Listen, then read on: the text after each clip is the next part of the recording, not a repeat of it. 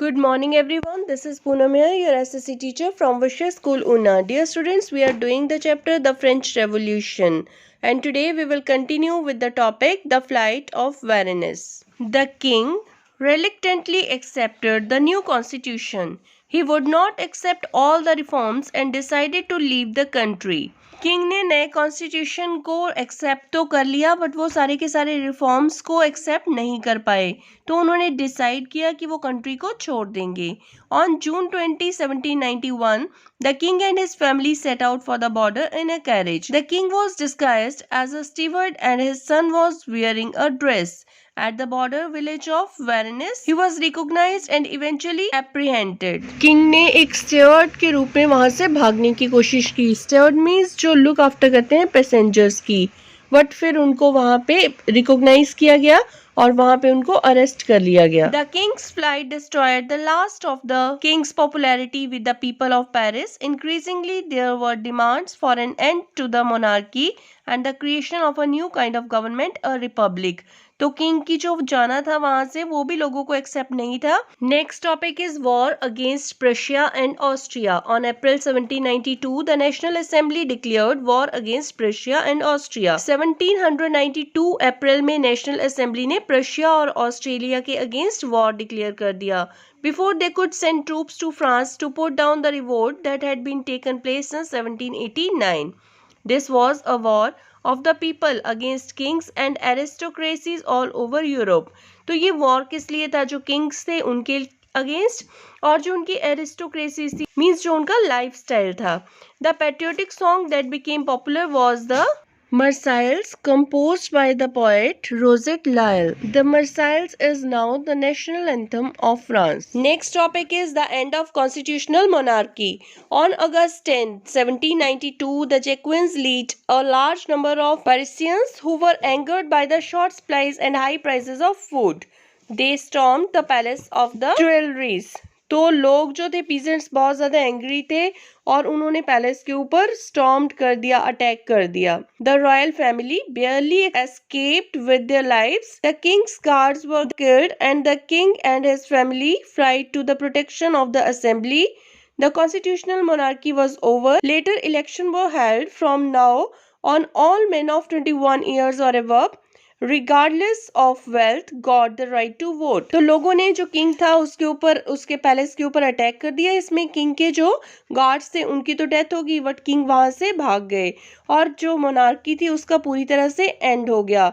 और उसके बाद इलेक्शन हुए और जो भी पर्सन 21 ईयर के अबव थे उनको राइट टू वोट दिया गया. ये नहीं देखा गया कि वो वेल्दी हैं या फिर नहीं है. मींस रिच और पुअर का डिफरेंस नहीं रहा. On 21 September 1792 the newly elected assembly called convention abolished monarchy and declared France a republic. A republic is a form of government where people elect the government, including the head of the government. Louis XVI was sentenced to death by court on the charge of treason. On 21 January 1793, he was executed. So, 21 September 1792 को एक नई assembly बनी जिसे convention नाम दिया गया. Monarchy को पूरी तरह से खत्म कर दिया गया और जो किंग थे लुइस 16 उनको डेथ सेंटेंस दे दिया गया. उसके बाद जो पीरियड स्टार्ट हुआ उसको कहते हैं the reign of terror. After the death of Louis XVI, the reign of terror began. The period from 1793 to 1794 is referred to as the reign of terror. तो उस टाइम पीरियड के बीच में ऐसा क्या हुआ? Robespierre was the mastermind of the reign of terror. तो कौन था इस रेन ऑफ टेरर का mastermind? Robespierre. He was the leader of the Committee of Public Safety, the executive committee of the National Convention, and the most powerful man in France. तो वो France में सबसे powerful आदमी था, बहुत ज्यादा जो हाई पोजीशंस थी उनके ऊपर था.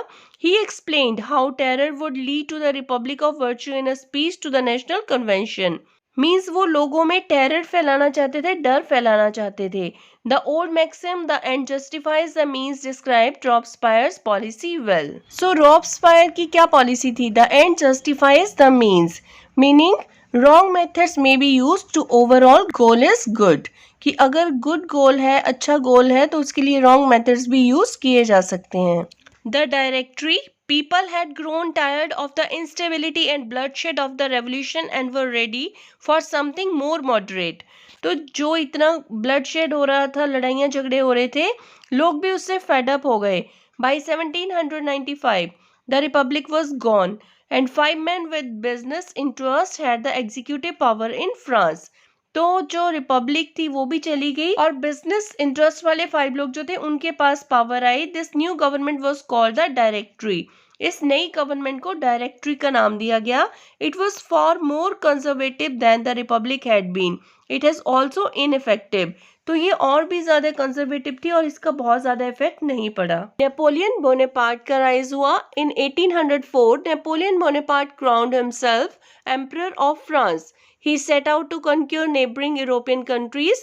तो इसके बाद 1804 में नेपोलियन सामने आया. उसने अपने आप को फ्रांस का एम्परर अनाउंस किया और नेबरिंग कंट्रीज के ऊपर भी उसने कंक्योर किया, उनको victory pi. Initially, many saw Napoleon as a liberator who would bring freedom for the people, but soon the Napoleon armies came to be viewed everywhere as an invading force. तो पहले तो लोगों को लगा कि ये उनके लिए फ्रीडम लेकर आएगा, बट बाद में उसकी जो आर्मी थी वो हर जगह वहाँ पे लोगों को देखने को मिली. Finally Napoleon was defeated at Waterloo in 1815. और फाइनली नेपोलियन को भी 1815 में वाटरलू के वॉर में हरा दिया गया. Napoleon saw his role as a modernizer of Europe. He introduced many laws such as the protection of private property and a uniform system of weights and measures. Many of Napoleon's revolutionary ideas of liberty and modern laws made a lasting impact in Europe.